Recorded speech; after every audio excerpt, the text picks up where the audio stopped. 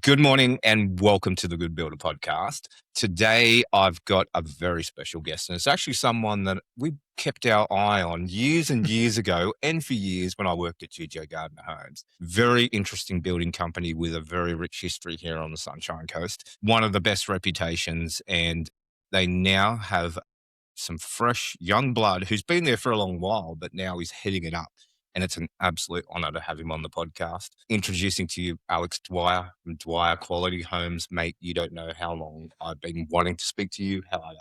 I'm good. Thank you for having me. This is it's exciting to chat about our family history and everything that we're going on. Yeah. Oh, mate, you've got a phenomenal family history. And the coolest thing is I worked for a family that also knows your family. Yeah. And honestly, like, I'm originally from Sydney, but moving to the Sunshine Coast, it's like having that history here on the coast, man, must be like quite emotional for you guys because you guys built, along with like some of these other major builders sort of here, bigger builders here, built the majority of the coast, man. What was that like as a kid? And what was your journey as a kid, like driving around and going, yeah, we built that, we built that, mate. That would have been a dream of mine. It's crazy to think like it was almost perfect time and perfect kind of area to come up to the coast. So my dad moved up here when he was quite young, probably around early 20s. Yeah, wow. And so he's just lucked into the perfect situation, had that kind of building background as this area was booming, and very fortunate enough to kind of be one of the first building companies on the coast that did it in that large scale to be able to pick up a lot of that work. So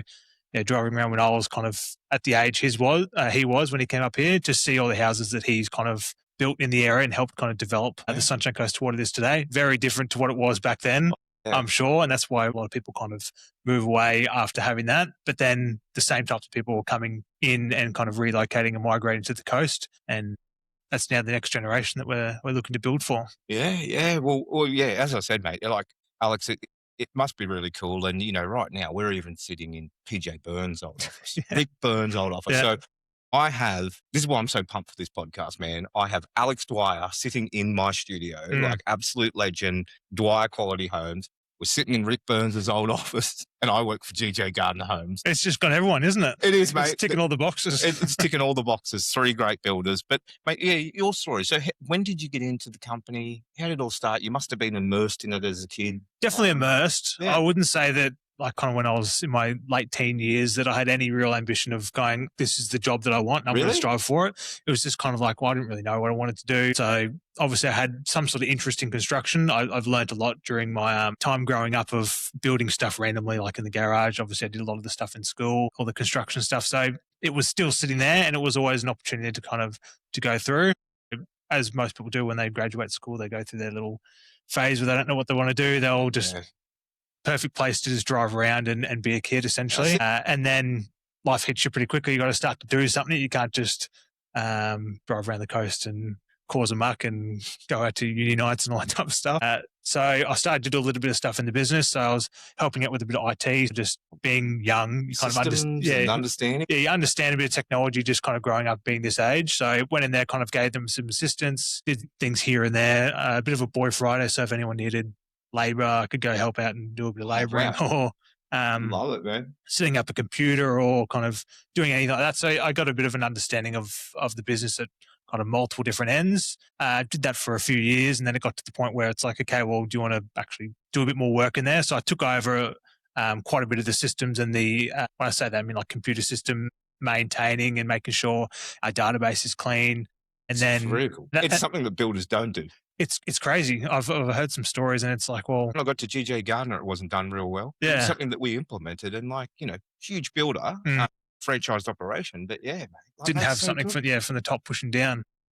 So what we had at that point in time was just like an off-the-shelf program like anyone else would, and then mixture of, because that was just when storing your files on like your own server or on the cloud or something was really starting to pop off. So it was just cleaning that up, making sure that it was easy, usable, people could access it remotely. So assisting with the salespeople that are working in our remote displays to be able to connect into our system. Yeah. That was really early on when I kind of first got into that. Now it's like previous, it wasn't assumed that they would have internet all the time at these displays. So we had to set it up so it had some sort of remote capability where they didn't have anything, some dongles that are the size of your palm and all types of stuff that was with it.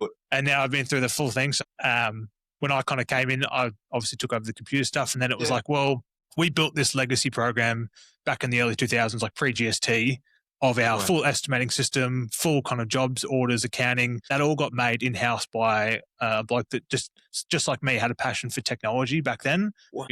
This estimating system and job system got developed for Dwyer's, and then kind of around, I'd say 2002, stopped getting developed, and they just kind of held on to it for a while because that bloke left. Yeah. Just hanging on by a thread. Just hanging on to this one It system happened. for a while, and Yeah. then it got to the point where it wasn't being updated. People in the office said, look, we need to move to something else. They went to the off-the-shelf program, and then it's like, well, this doesn't suit our systems. This isn't perfectly made for what we want to do. So my kind of real understanding of the business came from when we redeveloped that program into the current age. So I worked as like the conduit between the program developer, who is based on the coast here, which is a surprise to get someone that codes in that language in Australia. So he lived up in Yandina, so I kind of did make some trips up there, and I was just acting as a conduit to say, look, this is our program, this is what we wanted to do. Wow. So it's a good starting point, but then getting involved with that means I've learned like the full system. I know the system back to front, jobs, orders, accounting, all that. So we got the basics thing running, and then we just start tacking things onto it. So we tacked our CRM onto it. We tacked more kind of sales person tools that we can kind of make sure that the leads that we do get are going to be nurtured and pushed all the way through. And then we attach like a workflow program so that tasks don't get lost. So like we've got full admin trackers and job trackers. So we have that benefit of being able to modify this program, and I've got a really good understanding from it. So I did that for probably 2.5 years, and then we rolled the program out. A lot of teething problems, a lot of issues. It's a job, man. I was around, and sorry, you keep going, but I was around at GJ's when we developed our own software, greenhouse there, custom software there. Yeah. That took a team, mate. Like, it's a big task. We were working with a company in Belarus. Maybe I'm giving too much away. The developers were over in Belarus, and mate, it was a task. It took a team to do that. Yeah.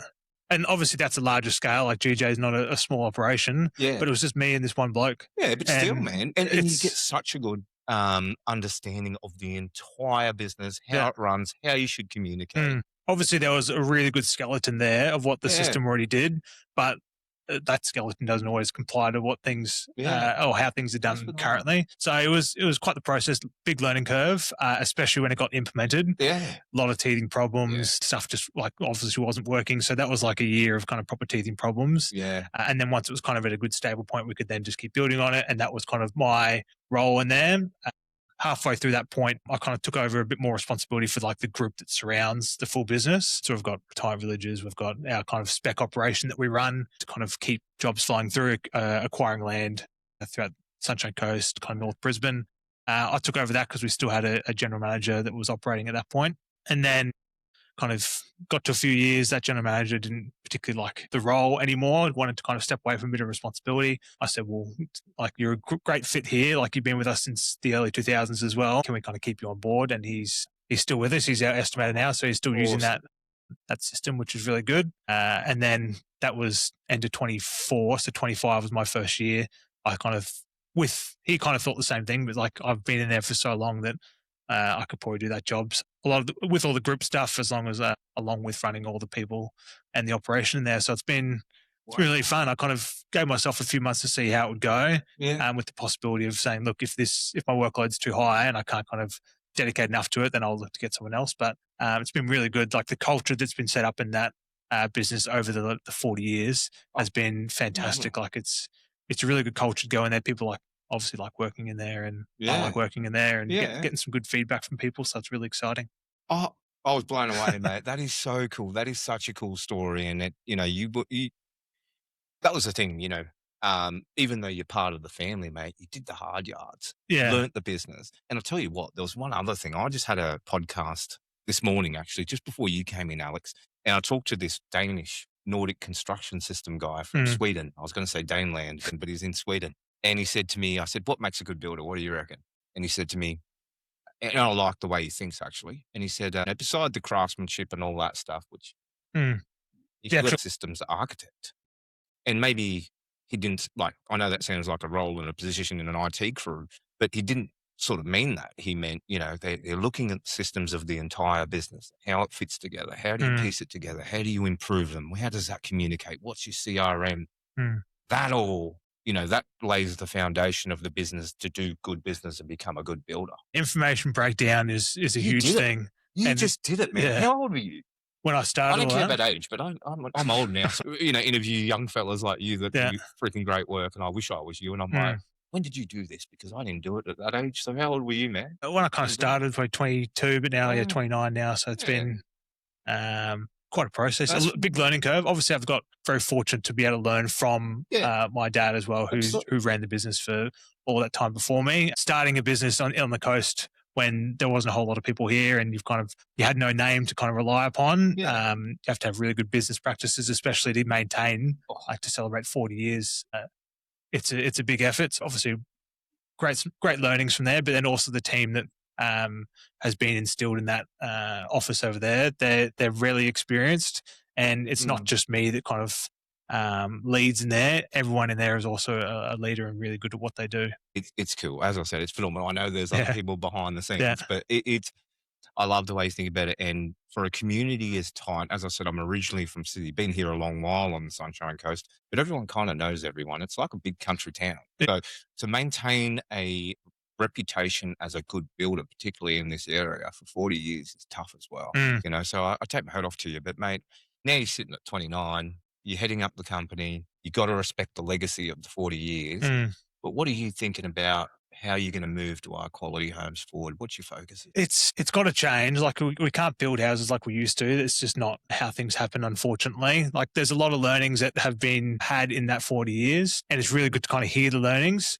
But at the same time, we need to explore different opportunities. Like we've normally taken a stance on one particular viewpoint, and we say, look, we're not going to do that type of work because it's a bit too difficult, a bit too complex, very risky. And there's plenty of work elsewhere that we can go get. Yeah, yeah. But now that elsewhere work is starting to dwindle. You're saying. So we really need to focus on doing the more complex stuff that could be a bit more risky. So as long as we go about it the right way, make sure that we're protected and make sure that we're informing the client kind of what we're thinking at the same time. We don't just want to kind of throw money at the problem and not tell them why we're doing that. Yeah. We want to open the conversation up to say, look, this is what we're thinking.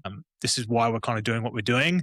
And it kind of, if I was the client, I would feel a lot more comfortable with that, which is how I make a lot of my decisions. I sit in their chair, I'll put myself in their shoes and go, if a builder was telling me that when I'm about to spend potentially the largest purchase of my life and they're not telling me anything, how would that make me feel? So that's why I try to feel like I can keep the clients up to date, keep them informed of what's happening, what we're kind of thinking, what we're feeling, so that they can feel comfortable about the decision, because there's a lot of horror stories out there of either when things go wrong or just lack of communication that people get turned away from building. And it's really inspiring when people can build a house that suits their lifestyle perfectly. Oh, yeah. And if they've been turned off once by a builder, they'll just go, well, I don't want to do that again. I'll just buy someone else's dream and make it fit into what my dream is. And sometimes that just doesn't work. Yeah.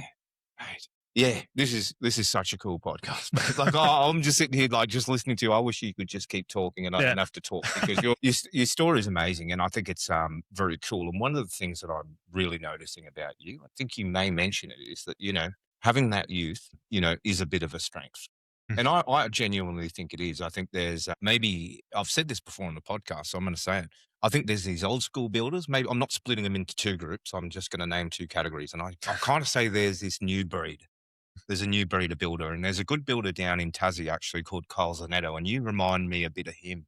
He's a younger guy. I think he's about your age. He owns Zanetto Builders, and you look at things differently. Like, do you think that youth and what do you think that sort of bring to the business, you coming into it and heading it up with a younger sort of? I think it's really good, but you got to make sure that you stay within your reins, because the youth of today can sometimes do a lot of crazy things. It's fine to kind of think that way, but then you've got to assess the situations. Like I said before, I've heard of all these kind of risks that happen. I haven't personally been in control when those risks or those outcomes have kind of rolled out. I've seen the aftermath of them that kind of trail along with legal stuff and QBCC stuff, but I can see them there, but I still want to make kind of my own mistakes, but I want to assess them before they go in so we can be in the best possible position before it gets to that point. Yeah. So if there is something complex or there's something that's a little bit outside of our kind of scope normally for what our 40-year history was, I don't want to say no to it straight away. I want to kind of assess it, go, okay, this is something we can do, but let's do it right and make sure that we're covering all kind of bases before we can sign them up. Because I don't want to just sign them up on a whim because you might get a fixed price contract and be on the negative side of it, or you might just not be able to do it. So if you make the right decision, most of the time you'll be okay. It's hard to kind of tell at the beginning, but just educate yourself as best as possible and then take the risk, not just go, yeah, we can do it, take the risk. And then use like I said before, our team in there is really experienced. Grab the advice of them, kind of pitch them the ideas, get all the information, then you can make a really educated decision. That's what I think the youth does, as long as you kind of put some reins on it a little bit. Yeah. But obviously there's people out there that don't rein it and they're really successful and keep doing what you're doing. Like it's because that's what I kind of look to as well. Because you're judging both ends of the market. Like you said, that there's the older side that don't want to change anything. What happens right at the moment keeps working. I'm just going to keep doing it. And then you've got the other side that are the extreme. So as long as you find what you're comfortable with and the happy medium, then there shouldn't be too many issues. And that's some great advice. And I think you're well beyond your years in terms of wisdom. You know what I mean? And I guess it's because, you've obviously seen a lot of it and, and how it can turn south. And one of the things that you talked about just prior to that question was you talked about a lot around communicating and being open with the customer and that transparency and getting almost like you said, going back to your team, assessing the risk, how you're going to do it, and then pitching it back to the customer or telling them how you're going to go about it. Is transparency something with Dwyer Quality Homes that it's just embedded cultural thing? Or it is. And I try make that the same for all the staff. So I try to be transparent with them when I'm making the decision that might not necessarily be client-based, but kind of more leadership-based. So I can explain to them, get a lot of their feedback, even with like processes as well. Like I'll say, look, we're looking to change this process that we've got, get some communication back from the staff, what they think. At the end of the day, I'm still going to make the decision of what I think is the best. But then the same thing goes for all the client stuff. So we'll talk it over as a team if the team is required for that one. And then we'll provide something that we feel if we're on the other side. A lot of that is how we go about thinking things is put yourself in the client's shoes. Like if you were to receive this information, how would that come back to you? That would be a lot different for me to then someone else in the staff. So I've obviously got my view of what, if I was the client, how I'd feel, but then you get that same feedback from someone else and they might have a different view. So you get all those types of different views and you go, okay, well, this is what I think I'm comfortable with to tell the client so that they can feel comfortable. And a lot of the times we get good feedback about how kind of open and transparent we are, because not only are we just doing it for the clients, but we're doing it for each other inside the company, and it's really positive. Yeah, it's something that you're definitely known for here on the coast. Like honestly, like a lot of, I know people that have built with you guys, other builders that talk about you guys, same sort of thing. The transparency, and we talk about it a bit on the podcast. I think transparency and that communication piece are the most important things for any builder, and that's how you build trust, and that's how you hang around for 40 years. And some people that don't necessarily do that are the ones that can kind of run into some issues, and they're where the bad stories sometimes come from. It's not always the case. Like there's bad stories that can be two-sided. So it's always just trying your best and what you feel comfortable with, as long as you can kind of keep that open, transparent conversation. Then you feel that you're positive about it. Love it, mate. You know the business. Well, so you've got some exceptional people around you as well, like sit on the board or in your business, like this gentleman, Ben Murphy, that's been working with you for years. Yeah.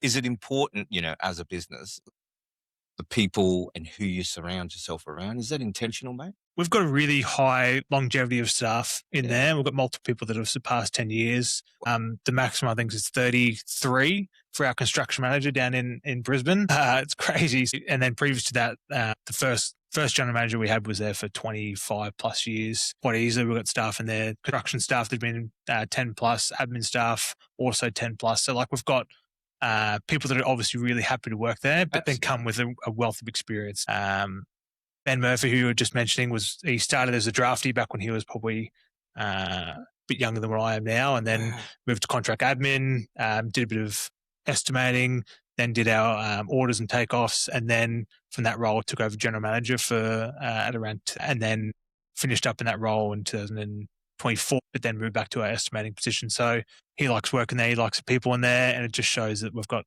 a serious wealth of experience, not only on the construction side, but in the admin side as well. And you've got a serious number of homes that you built on the coast. Serious number, yeah. So, mate, I think, what is it, Alex? I think it's over 2,000 homes that you've built pretty much locally here. Yep. Which is absolutely, phenomenal and crazy. As we started the pod, said, I wish I was you as a kid, even though that's weird and I could have been driving along with your dad and pointing out the Yeah. homes, which isn't probably too weird. Along the way of building these 2,000 homes, what are some of the biggest mistakes and learnings from that Dwyer Quality Homes has sort of learned over the 40 years? At the beginning, obviously, when I wasn't involved with it, it would have been flying. Obviously, there's a lot of benefits of a smaller market for a lot of demand. And less regulation. And less regulation. But then as time goes on, like you said, regulation's gotten a lot harder, competition's gotten a lot harder, and the percentage or the ratio between land and house has completely flipped to what it used to be. Yeah. So for your total package that you got, you could quite easily spend 20% on your land and then have a nice house to go with it. That's flipped to 70, 80% land in some instances. Obviously, that means that our portion is disappearing. But to be able to get what people want, they just can't quite afford it anymore. So it's finding those avenues of kind of constructive design to make sure they can get something that they still like. For a lot of those, so we've initially started as like a standard plan builder, just like anyone else would have, because having that customized sense wasn't always available to a lot of people. So we've gone through both methods multiple times, switched back and forth between being predominantly like a custom build specialist back to more of a standard plan type one. So now we kind of operate with both, but we're more custom build. So our standard plans are there as like as a starting point for a lot of people. And it's like, okay, well, what do you like? What do you want to change? What do you want to do? So pretty much, I would say 70% of our houses that we build to be customs. Wow. Where the standards that we do would predominantly be just the specs that we kind of will build and then sell off, or kind of investment stuff that we can produce. So it's very much custom build. So every job kind of goes through the system being assessed on its merits as a custom home. So it's not like we're reusing anything or anything's just being pushed through. Everything gets kind of looked at and assessed as best as possible. Bloody hell.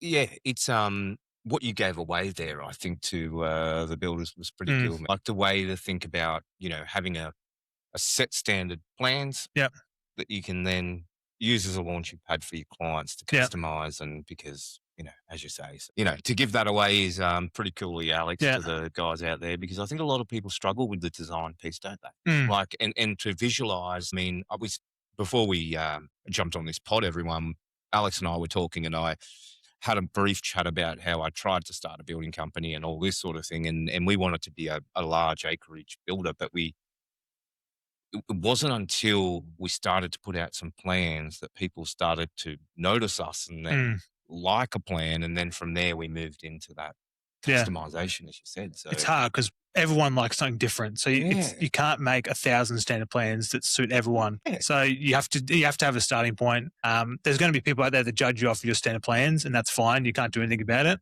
but you just need that first conversation to say, look, we can do whatever you want. We can design. We've got the experience. The hardest thing about custom houses is no bathroom's the same. So it's trying to find bathroom layouts that work, making sure that it integrates well with shower screens and vanities and baths, to make sure that there's no kind of weird corners that might be hard to clean or that just don't work out.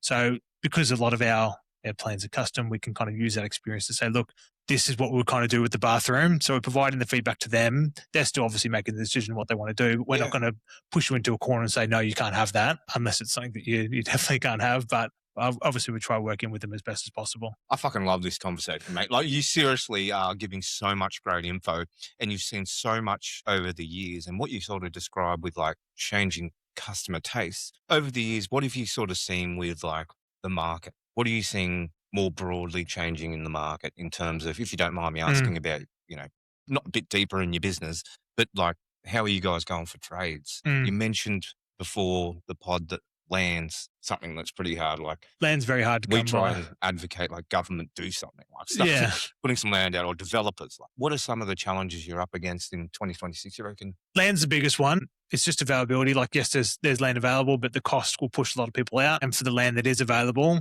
it kind of just gets strung out for a long time before rego. So it's people that are in this situation. They've gone, okay, I've got my budget. This is the block of land. Fantastic. It's going to be registered on X day. And I know roughly how much a build's going to cost. We can kind of provide some quotes. And then months go by, land's not ready, something gets pushed out. And then unfortunately, like, things go up in price. So our price is going up, which means that their total package is going up. It might sometimes go outside of their budget. And then they're like, okay, well, we now have to pull the house back because of the situation that we're in. So it's just difficult for a lot of people. And unfortunately, there's not much we can do in that situation. Like, that's how much the house costs. And it's just them being hamstrung by the land component. But for the build side, you see a lot of people being smarter with their design. So finding things that might be cheaper, but that still have that same effect on the house. So obviously people always want stone in their kitchens. Sometimes stone might not be available. There's had a lot of regulation changes with stone. So the product itself might not be that great, but now your laminates and everything can be a little bit better quality than what they're kind of used to be looked at. Yeah. But it just changes. Some people would appreciate having the stone there just for the sake of, I can feel it. It's got that cool kind of feel to it. Where people sometimes might just want the look, so they can go to a more kind of laminate solution, or just get creative with different options. Yeah. So it's interesting. Yeah. You're giving so much away. I don't feel bad, but mate, it's amazing. Like to get this information out of, a builder that's been around for 40 years and seen it all, and you're coming in with some fresh eyes is just freaking amazing, man. It's just our perspective of what we're seeing. Like, there's obviously other builders out there that are other builders like they could see something completely different because they're appealing to a different client base than what we are. Yeah. And have a different history. Because I was going to ask about trades, for example. Like, how are you for trades at the moment? Is your history and partnerships and all that loyalty? We've got some good law trades, which is really positive. Like, sign of a great company. We've paid weekly for as long as I can remember, which keeps trades wanting to work for you. So we've got longevity of trades. So we've got painters who trained up a painter who's now our painter. So we've gone through kind of the same type of person for a long time. That's same cool. with plumbers and sparkies. Like, we try to keep a loyal trade base. So during tough times, like when back in 2020, when things got pretty crazy and prices started to skyrocket, these reliable trades that we had didn't kind of gouge us. We can have that conversation and say, look, they know that elsewhere they can get more money. So we kind of kept a reasonable balance, and we're quite happy to keep working with them. Where on the other side, you have one that you haven't really dealt with much, or they just went out there for a bit of money. It's like, okay, well, it'll swing back the other way. We'll remember that, and then we won't be using you guys in the future. Yeah. That's just the situation. Obviously, there's a lot of discussion about trades moving forward with the amount of development that's going to happen in Brisbane, the amount of insurance work that's been happening all through Queensland. I know there's a lot of climate disasters that are happening, and they're just getting sucked away to all these insurance money out there. It's stupid, don't they? Paid a lot. Like, you could be a chippy and have 250 grand a year by just working around insurance stuff. It's crazy. And then you got people that are my age that grew up thinking, I don't want to be a bricklayer, and that's now fully flown through, and there's no kind of quality brickies anymore, and we just can't get them.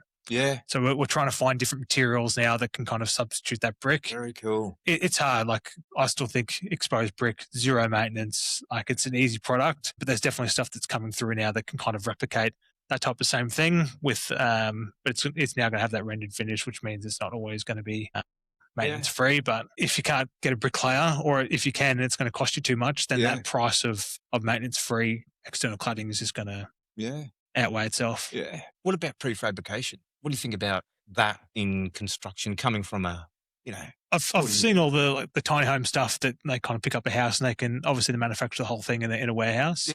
I think that's really good, and it definitely needs to be there for an avenue for people that just can't afford. It's expensive to bring all the materials to site and to have everyone to go to site to build it.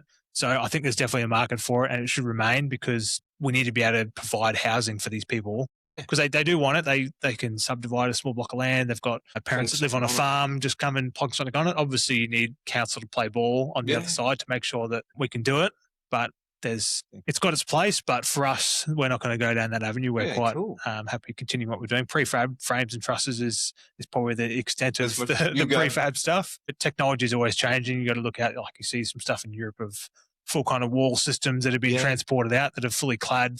They've got gyprock and everything, all services already included in the walls. Yeah. Not quite made it down to Australia just yet, but always got to keep your eye open, because it might be the next best thing that rolls out. You were so wise. That was the guy. I had a chat with the guy just before you on that. Yeah. That's what he does. That's prefab. Really interesting. That's why I wanted to ask you. And I think you gave a really good summary of where it's at. And that was exactly what he said. Just hasn't made it down there. I think it may be the future. Builders have got to get used to it and how it all puts together. But it's an interesting product, man. It's services that I kind of get confused about. Like, how do you connect all the services between walls? And I'm sure there's a way they would have thought about it. Yeah. But it's obviously educating the people in the area that have to put it together. It's like, and then the client, as you do it Dwyer. Yeah, as long as you give the IKEA manual to all the chippies that are out there, they'll be able to manage it. Put it together, mate. I wanted to ask you, well, I've got a couple more questions, but one of the things was, we're both, you kind of, own and run a family-owned awesome company, and I worked for one with Greg Gardner, and I used to have he used to tell me a few funny old stories. When you were talking about trades, he used to say that what he wanted us to do and what he used to do back in the day was have pigeonholes, Mm. and everyone came in on a Friday and, collected their pay. Yep. But it was so we could get some face time with the Yep. trades. Were there any old school sort of things that your dad or people in the team did that were, we don't do today, but you could see some reasoning behind them? I think definitely having that face-to-face stuff was a huge thing back then. Like pre-mobile phones, like you always hear stories about like you'd call up a tradie and it's like, okay, well, I'm going to meet you there at 7:30 tomorrow, and that's it. Yeah. Like you'll be there at 7:30 tomorrow. There's no 12 o'clock that night. He texts you and goes, "Oh man, I'm not going to be able to make it," Yeah. and that throws your whole job off. Yeah. Having them come in to kind of bring their invoices or to do anything, you get that face-to-face. They know the office, they know the people in the office, they know who's calling them. Yeah. So you get a lot more connection that happens in there. Like he's since retired now, but we had a Tyler that used to still come in with his handwritten invoices. That's cool. Back in like 2015, I would say. Still came in, dropped them all off. That's cool. Said hello to everyone in there, and he's obviously retired now because it's very old school. Yeah. Didn't have an email or anything. So that's mad. That's what I love about the industry too. I can see that Dwyer Quality Homes, although it flourishes, it's going to flourish with, you in there with new blood and you looking at new things. I do feel in some way in my heart that like the rich history of construction and the mateship in construction and the partnerships is what I love. And this is why I started with Good Build. I love talking to blokes like you, just good people. Like I think we can't lose that connection, and however we implement that, whether it be through maybe toolbox talks where you invite them more and start lunches and different things. I think it's something we just can't miss, man. Like I love that stuff, eh? Yeah, there's suppliers out there that we've got that really want to kind of bring that back as well. Yeah. They're trying to bring back like a site barbecue or something where we can get all the trades together. It's just hard now that the way that things are built predominantly, we're not really trade stacking a huge amount. So it's not like we've got a commercial site with huge amounts of people there. Yeah. We're going to barbie for a few. Yeah, exactly. So it's hard to kind of get everyone to be around that same place at once. You got your standard like Christmas party that you would throw for a few of your subbies out there. Yeah. But it's, that kind of camaraderie is starting to disappear for residential construction purely because it's being so spread out now as well. Yeah. Well, mate, I like you so much that if you ever wanted me to, man a barbecue for one of your build sites, I'd do it for you. Hey? Okay. I'll just turn up and do it for you because I think that would be cool. And, you get the fellas a feed and stuff like that. But I do have just a couple more questions. Looking ahead for Dwyer, what do you see? What are you going to get up to in the next few years? What are the things you're planning on? I'd say our kind of main goal is to keep that custom build idea, but then kind of pushing it a bit further and finding the more complex jobs because, as I've said, the easy ones aren't as easy to come by anymore. The only available kind of vacant land, unless it's a knockdown on the coast, is the land that's kind of been pushed away because it's too hard for a long time. Yep. Until it gets to the point now where it's like, okay, we're going to need to develop that because that's the only vacant land that we've got. Yeah. Either it's got flooding issues, it's got rock issues, slope issues. It could be anything. So we've got to lean into a bit more complex builds, and then also refining a great system for knockdown rebuilds and be able to help the clients walk through that process. Because if they want vacant land, they're either knocking it down or they're finding something difficult. So if we want to keep maintaining the Sunshine Coast kind of build, which we do, we still also build north and south of the Sunshine Coast. It's making sure the clients feel comfortable with that full process of a demo to then putting their house on it, because it's hard. People are getting lazy in this day and age. Normally our kind of our instructions would be, okay, well, we can obviously price the house up, but we're not going to do the demolition side. That's on you. It's going to save you a lot of money if you do it as well. But now they don't want that either. They just like, do it. Just do the whole thing for me. Awesome. It's like, well, ooh, awesome in a way. Yeah, it's like we tell them, it's like it's going to cost you. Like we're just going to put our margin or a margin or something on the demo. And they go, yeah, that's fine, as long as it all kind of gets covered and sorted. So we've got a few of those that are in our system, a few in construction, a few in admin. That it's we're still I'm still finalising the process for it. Yeah, because like I'm new in doing that as well. Obviously, we've done knockdowns before, but they're kind of been on a case by case. Yeah, and now with the current climate and especially in the area, we've got to really cement a proper system to be able to roll that out. Love it. Yeah. Love it, man. Everything you've said today, you're just processing things. You're getting it right. How do you do it so you can just replicate it over and over again and give a great experience? And I know that I'm going to make mistakes in there, and I've told the team that as well. It's like we're going to try something that we all think, or that I think, or we all think that is the best outcome. Yeah. And if it's not, then fantastic. We're going to learn from that so that when this position arises again, it's like, well, we've been here before. We know it doesn't work. Love it. So let's try what did work in the end. So it's really good as long as you kind of learn from all your experiences. As you keep doing more and more, you're just going to be better and better at it. Yeah. And it's a hard sell between those two. Of do you tell the client that you haven't done this type of stuff before, or do you? So you got to balance the process a bit of if you're going to what you disclose, but also trying to be as transparent as possible. So that's just the trust that you've got to get with the client. Yeah, absolutely. You know what? I said it earlier in the podcast, and it still lends me back to what this bloke just said to me around being in his words, a systems architect, where you're processing everything and getting the foundations right, and that makes a good builder because you know how to perform and give an expectation going forward. So, mate, at the age of 29, I wish I was you, basically. Thank you. As smart as you are, mate, I would, I wouldn't be sitting here. But anyway, because I wanted to be a builder. But anyway, I'm doing the next best thing. Last question. And you know, Alex, that we're called the Good Builder here at the Good Builder. What do you think makes a good builder, Alex? That's all the things we've touched on, like open and transparent and having a good system behind you. So it's fine if you're like a small nail bag builder and you've got everything in your head and you've got the operation, you build 1 or 2 a year. Fantastic. Love that. But then the second you want to start to scale, you need to have things in the background so that if you were to check out for a week, things will still happen. Things won't get lost.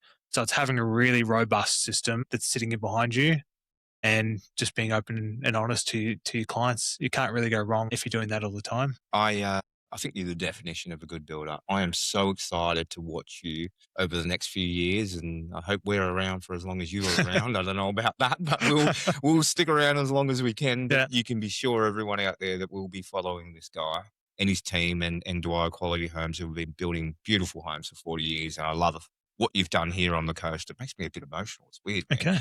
in terms of like the stuff that you do. And yeah, man, I can't wait to see what you do. If you like, the barbecue offer is on offer. I will go cook one. And if you wouldn't mind, I'd love to come out to one of your build sites and maybe do a bit of a tour and interview with you or one of your team, your supervisors, and show the world how I do it. Okay. Lovely. Cool. I like that. Thank you very much, mate. Cheers. You're a freaking legend. Thank you. Mate.